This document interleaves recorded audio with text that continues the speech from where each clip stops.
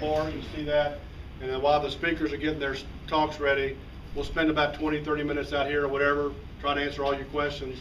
And then we'll go upstairs. We have two pretty good speakers that kind of highlight what we're doing as far as largemouth bass research, and with the new black bass management plan that our division is kind of putting together. It's hopefully you guys have had some input into this already because it's online for surveys, but that'll set the direction for our black bass management program for the next 20 years. What you're basically going to see is we just finished breeding, but all the brood fish, all the big fish are all in one big tank. That's pretty impressive. So we'll start down there and we'll talk about how we spawn, how we breed 100mm target. We still have our normal largemouth bass spawning season in the spring, so we do fingerlings for the rest of the state. We also do 9 species here. We also do channel catfish. We do have the capability to do white catfish. We've done in the past, although we don't get a lot of requests for white catfish. We do striped bass hybrids. We do bluegill, we do shellcracker. That's currently what we have in production outside. We have about 500,000 bluegill to harvest between now and hopefully we get them out before Christmas. So there's a lot going on, but what we're going to focus on today mostly is largemouth. We'll entertain any questions, but what we really have to see in the floor right now is largemouth. So if we'll put our largemouth bass hats on and we'll go out here and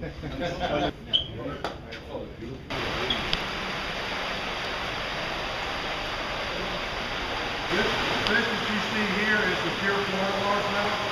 Historically, it's been considered a subspecies. And if you think about the United States, from the Tennessee line north, from Gainesville south, and only in Florida is where we have the pure Florida largemouth as the subspecies, which is going to be here with the name Florida bass, not the subspecies. Largemouth bass historically have occurred in the Mississippi River east. That's an 8 pounder there. Largemouth is the big fish. They all have Florida genes in them. You're not going to get that big with a northern fish. They have the potential to grow big. So, for what it's worth, that's kind of an interesting little sidebar. As far as the Florida bass and all bass, differentiate between males and females. Channel catfish, you can do that. They just said that any fish over 6 pounds is going to be a female, but the male's only, the largest they get is 6 pounds.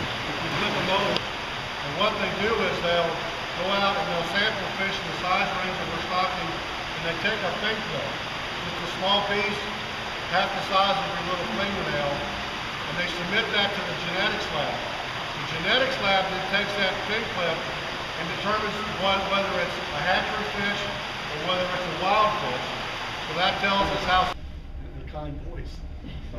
I never heard you lobby before. That's awesome. That's part of my job. So. Well, anyway, yes. Quick question on local legislator funding.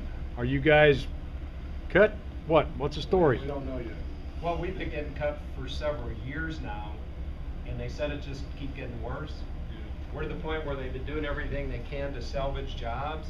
They said this year we're probably going to start losing people.